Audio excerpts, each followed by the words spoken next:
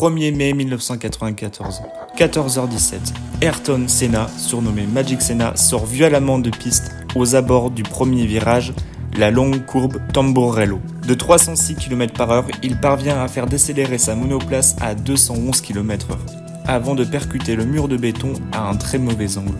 Sur les caméras du monde entier, sa monoplace rebondit sur quelques dizaines de mètres, soulevant une gerbe de débris avant de s'immobiliser dans les graviers.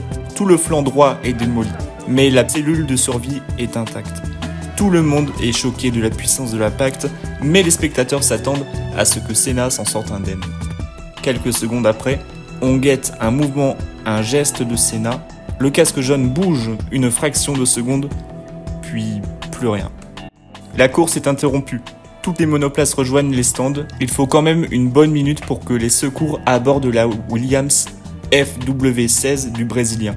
Le professeur Watkins, penché sur le corps de son ami, découvre avec horreur le visage inanimé et ensanglanté du Brésilien.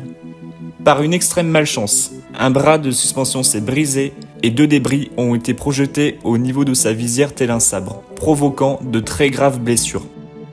L'hélicoptère de secours se pose sur la piste, dans la ligne droite entre Tamborello et Tosa, prêt à décoller. Spectateurs et téléspectateurs journalistes vivent de terribles minutes de suspense. Dans les stands, la plupart des managers d'écurie préfèrent ne pas avertir leurs pilotes de la gravité de la situation. À 14h35, Senna est placé sur une civière totalement inconscient et il est porté vers l'hôpital Maggiore di Bologne. Leonardo, son frère cadet, le suit dans un jet affrété par Bernie Ecclestone. Pendant ce temps-là, les voitures reviennent sur la piste de départ avec leurs pilotes. La course reprend, toujours dans une confusion totale. Schumacher, Häkkinen et Larini, les 3 premiers montent sur le podium après avoir salué les tifosi. Ils ignorent la gravité de la situation du pilote brésilien.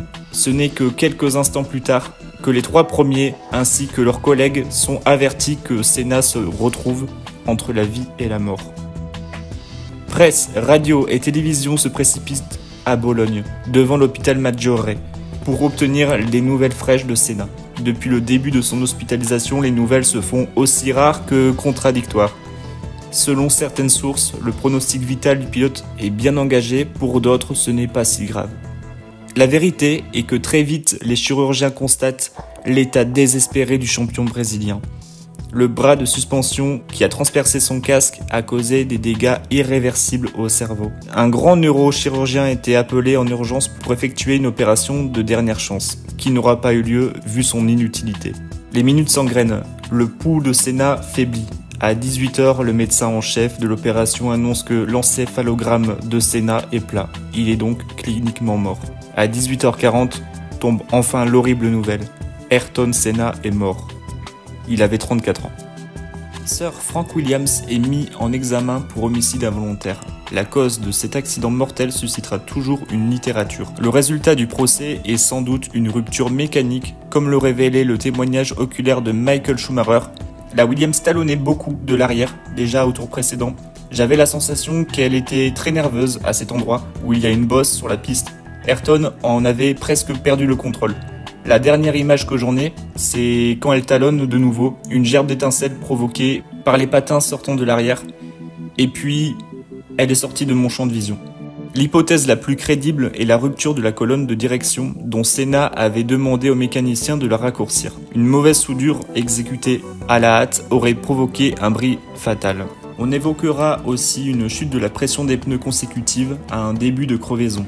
Il restait sans doute sur le bitume quelques débris de l'accrochage de Leto, l'ami, ou aux nombreux tours passés derrière la voiture de sécurité. Seul Damon Hill parlera d'une erreur de pilotage et explicitera sa pensée 20 ans plus tard dans son autobiographie. Au fond, peu importe. Senna le sentait. Il ne voulait pas participer à cette course, voire poser une retraite anticipée. C'était un grand fervent de sécurité en piste, notion qui, malgré l'absence d'accidents mortels depuis un grand nombre d'années avant ce tragique week-end, était de plus en plus remis en doute, surtout cette année après l'interdiction de nombreuses aides au pilotage. Depuis cet événement tragique, un très grand nombre de points de sécurité ont été abordés. Fatalement, ces incidents survenus lors du fiasco du Grand Prix d'Imola 1994 a mis en œuvre un réel besoin d'amélioration en termes de sécurité en piste.